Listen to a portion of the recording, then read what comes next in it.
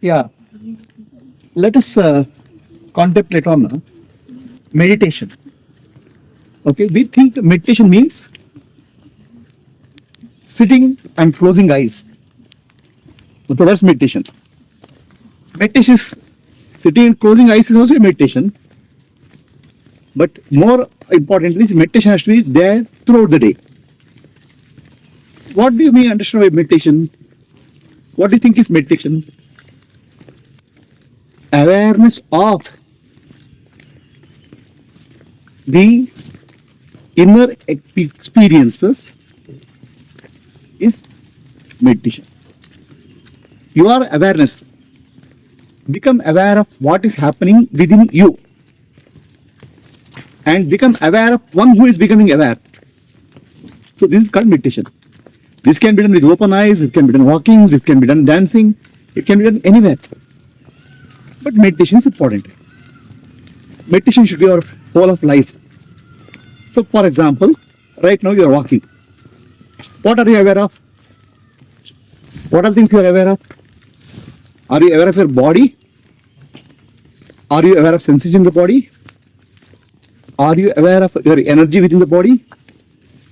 Are you aware of thoughts happening in the mind? So bring awareness to your body, the mind, the feelings, emotions when you're walking. You can focus on only one aspect of your life also. You can just aware of your body. Okay, for example, you are walking now. Your feet is touching ground and coming up. Become aware of the feet touching ground, lifting, and there's a gap between them. So there's a touch, there's a gap, touch, gap. Becoming aware of this is called meditation. Meditation is not just closed eyes. Right now, just be aware of your feet touching, lifting, and there's a gap. That sensation is gone.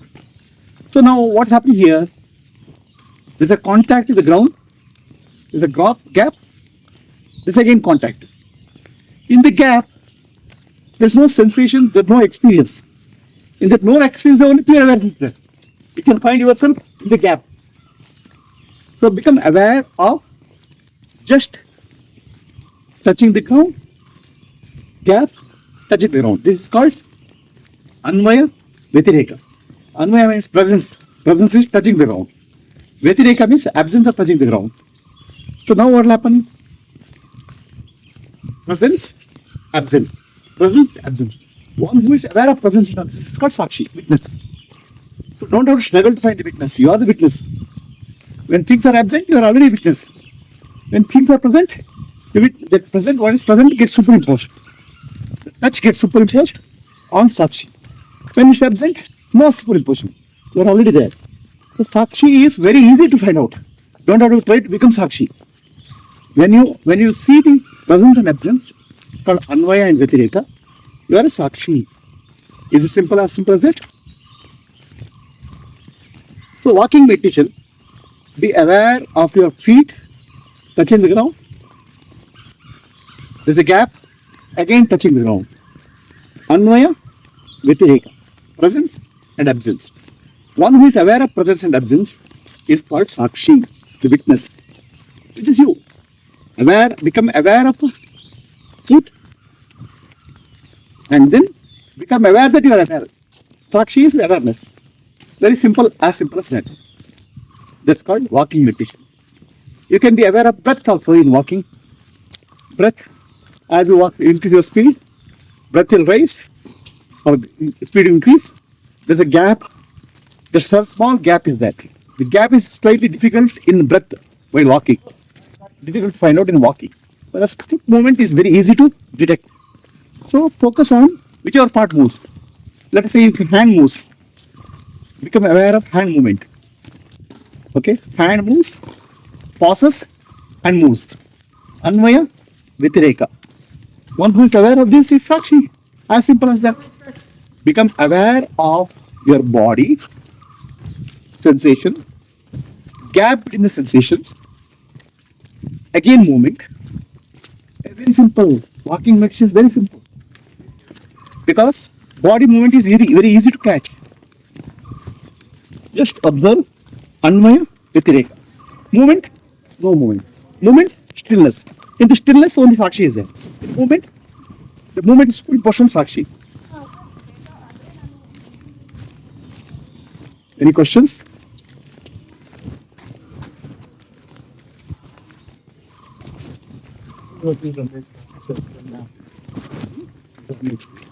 Is it?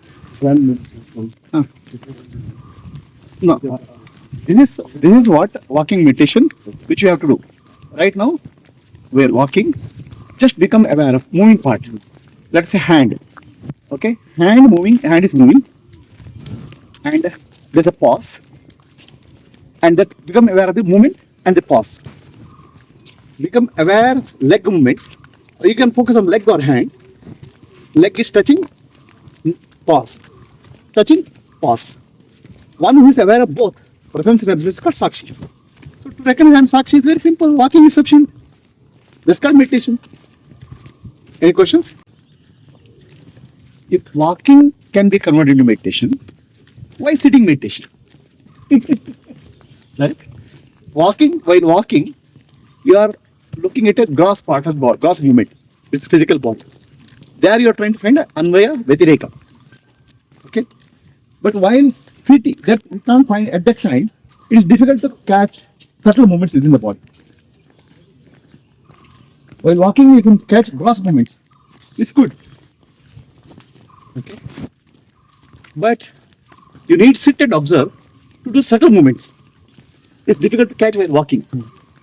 Okay? Subtle movements like feelings, thoughts, emotions is difficult to catch while walking. Focus on that walking, become body aware. Okay? So that's why many of the sports, right? Sports, they become aware of the body. But what they don't become aware is gap in the movements. That's why they can't catch Sakshi. So they'll only focus on the movements. So the gap between movement is also very important. That's a total movement. Movement, gap, movement.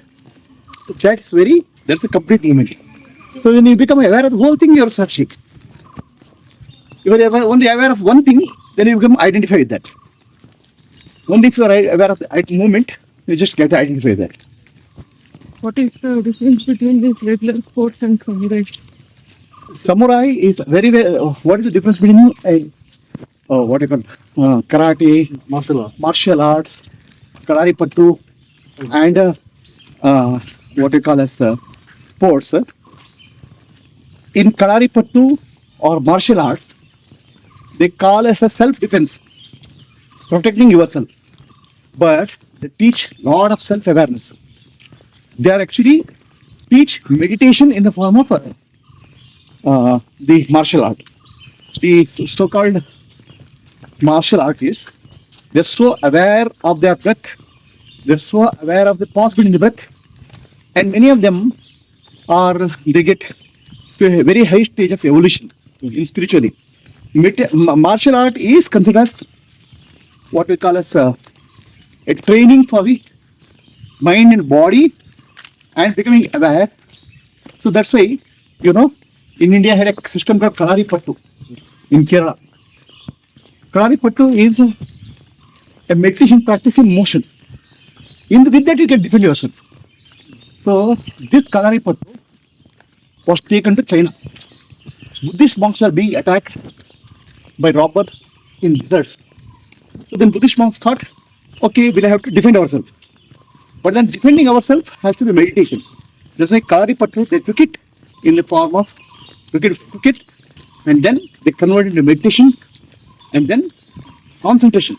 It involves two things: concentration, awareness, meditation. So all those things they took in the form of karate. It became karate when it went from India to China. Any questions? Are they watching the gap between the body movements? Yeah. So what they do, they are actually they are very, very well trained martial artist is aware of the body movement, pause, body movement, pause, breath, breath movement, pause, and energy movement and movement of the opponent, pause. He is aware of many things simultaneously. And also he is aware of a very Kalari Pattu involves marma. Marma means which point if you touch, you will become unconscious. Which point you touch, you will become paralysis. Which point you touch it, so you can repair your body. Like that, they are very. It's like medical science. So in Marma, they understand the body energy movement, prana shakti, so well. So that movement, that understanding gives them a total movement of the body, mind, and the spirit. So there is a story that the samurai is called enlightened warriors, or we can say Kshatriya who has become enlightened. That's what our kings were. They were enlightened kings. Now becomes war. Now this has become just a physical movement, fighting and all.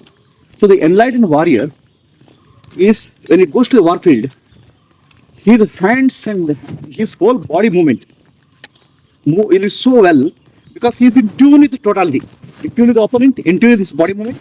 So when opponent comes with throw, his hand is already there. So it's like he faces the opponent in a non-dual way. Okay, so in Chava movie we saw, right? So the warrior fights with so many people. It's not a physical fight. They are trained for complete totality. It's non-dual. If somebody brings a blow for sword, your hand is already there. Somebody brings a spear, your hand is already there because you are in tune with the opponent also. You are in tune with the totality. Advaita. Okay, but what happens?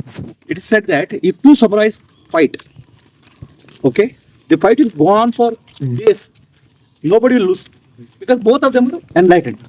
But if anybody gets a doubt, okay, immediately collapse from non-duality, he'll get killed. So when you fall from non-duality, it's a death is certain. You get a samurai. So then that's not what they have to. Samurai, once you defeated, the opponent doesn't kill them. They take a knife and cut their stomach level near the umbilical cord. It's called harakiri. So where the prana leaves the body, they die. So they die not because of shame. Please understand. Not because they lost the war. Because they felt that I missed enlightenment practice. Of course, it's considered shame to lose the war. Shame is not physical winning, losing. Mentally, everywhere you're lost. Any questions? The training also is now and survive all the language of sympathy.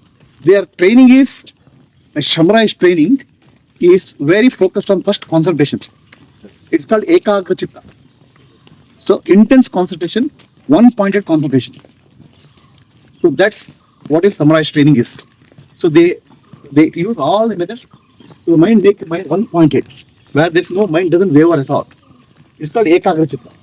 So then they are taught how to become aware of themselves, their body movement, their hand movement, their breath movement, marma, all those things. And they are made to aware the gap between them. Okay? In the gap between the two movements, they are in tune with the nature. They are in tune with the non-dual state. Even if they are blind, they can. Okay. And seen people blind samurais, it's not signed, it's not found. They'll be able to sense because they are in tune with their opponent. The opponent, they don't hate their opponent. They are one with the opponent. It is said that a samurai who loses the non-dual state, he gets killed. So we exported karate from India, or what we call as Kalari Pattu from India to all over the world. They adopted it. We exported meditation from India or dhyana all over the world. In India, we have to recover this whole science. Any more questions?